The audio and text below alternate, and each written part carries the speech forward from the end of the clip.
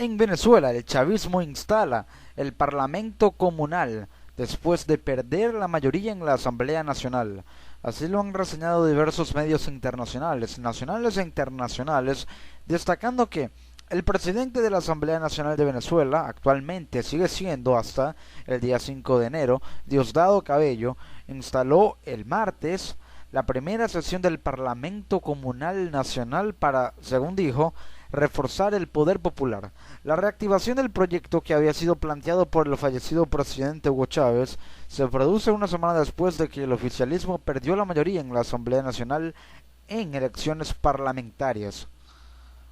Ahora tendremos un parlamento al servicio de la burguesía. Por parte de la derecha no vamos a escuchar nada que sea para favorecer al pueblo, lo dijo Diosdado Cabello. La oposición ganó en los comicios del 6 de diciembre 102 escaños de los 267 de la unicameral Asamblea Nacional. Cabello destacó que el Parlamento Comunal es un mecanismo legislativo que le permite al pueblo disponer de recursos, jefaturas, toma de decisiones, leyes, y que le permite al pueblo disponer su forma de vida. Pero ¿qué significa exactamente un Parlamento Comunal? El Parlamento Comunal, según he estado leyendo diversos análisis, busca reforzar el Estado comunal, pero para poder comprender qué significa que el Parlamento Comunal busque reforzar el Estado comunal, hay que lograr analizar que un Estado comunal es aquel que está basado en comunas, es decir, tiene ideologías comunistas, y al estar constituido un Estado en el que su gobierno, la gestión del gobierno, apela a la creación y al mantenimiento de comunas para la actividad política, para que de esa forma haya programas sociales que van apegados a la ideología del socialismo, de las tendencias izquierdistas, y que las comunas sirvan como motores que puedan potencializar todas esas actividades de carácter socialista, izquierdista,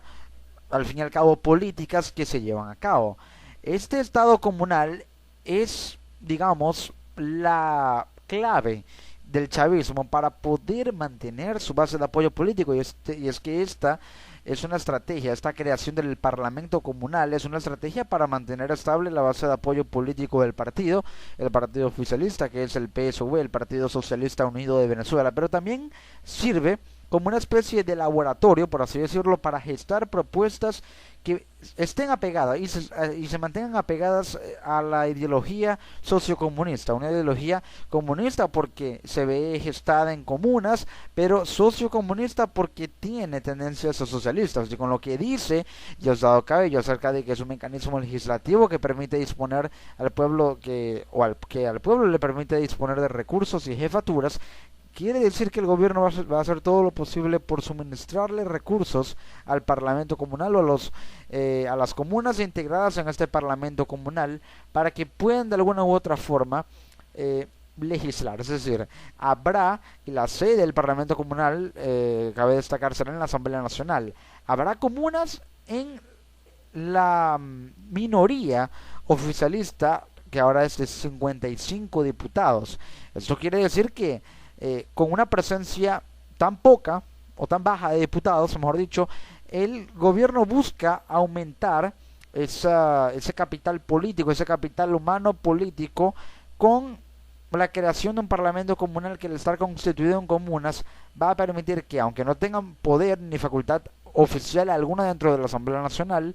va a permitir que las ideas que allí se gesten sean de alguna u otra forma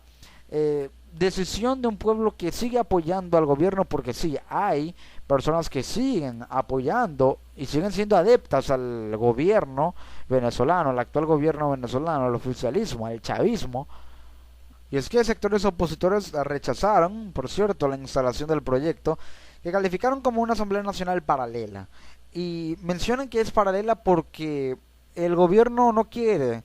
digamos, soltar el hueso, o no quiere tirar la toalla, no quiere ceder. Y no quiere ceder porque sabe que si hay una, o mejor dicho, hay una presencia contundente opositora, esta tiene facultades o le provee de facultades a la oposición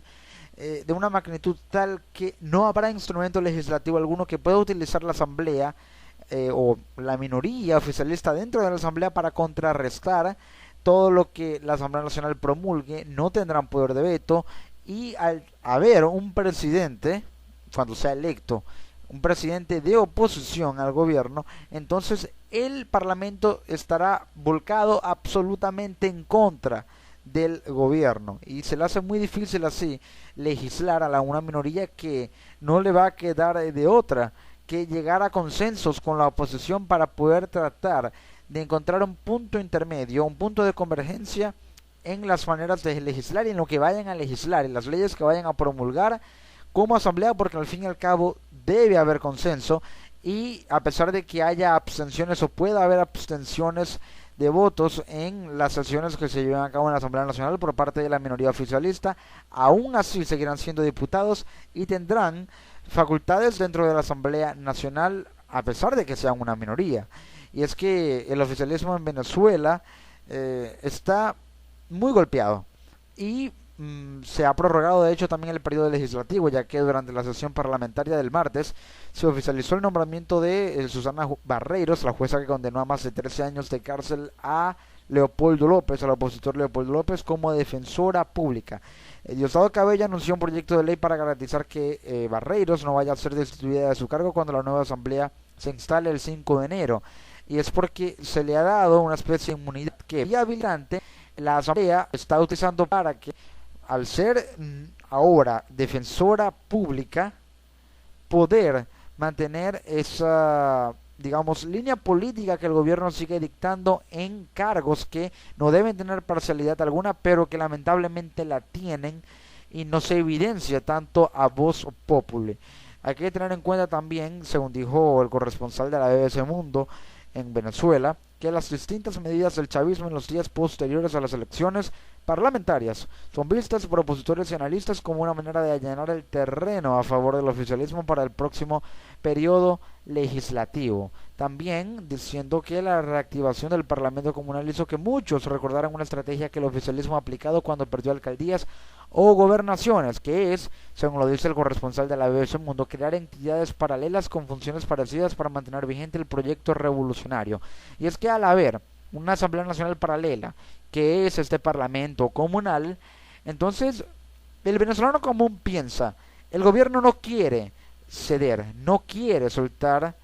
o tirar la toalla, no quiere soltar el hueso. Entonces, para mantener firmes sus ideas, sus ideologías, su manera de ver la política, de hacer política y de legislar, crea esta entidad paralela para poder tener un apoyo importante, para poder incrementar la presencia de las comunas, y al tener y mantener esa base de apoyo político puede seguir teniendo un capital político que llega a aumentarle sus niveles de popularidad, lo cual es muy difícil actualmente por la inestabilidad política y la ingobernabilidad que hay hoy día en Venezuela, pero busca mantenerse como nombre, como incluso como marca política, por así decirlo, dentro del escenario político venezolano, y de alguna u otra forma ver qué puede afrontar en el futuro, pero teniendo el apoyo político que tanto necesita, porque al tener un apoyo político cero y un respaldo político en cero, simple y llanamente el arma sería esa misma, un arma de autodestrucción para el gobierno y muy favorable a una nueva transición política en Venezuela. Esto es lo que podría significar este Parlamento Comunal, una Asamblea Nacional que está renovada y que sin duda alguna traerá un cambio, puede que para bien, así como haya cambios que no lleguen a ser del agrado de los venezolanos independientemente de la ideología que se tenga. Todo dependerá de cómo se legisle, y lo importante es que la nueva Asamblea Nacional debe legislar a favor del pueblo y no a favor de un partido, de un color, de la oposición, de la MUT o de cualquier partido dentro de la coalición opositora, ni tampoco a favor de amiguismos ni clientelismos políticos por relaciones interpersonales con la cúpula gubernamental. Debe ser por y para el pueblo de Venezuela.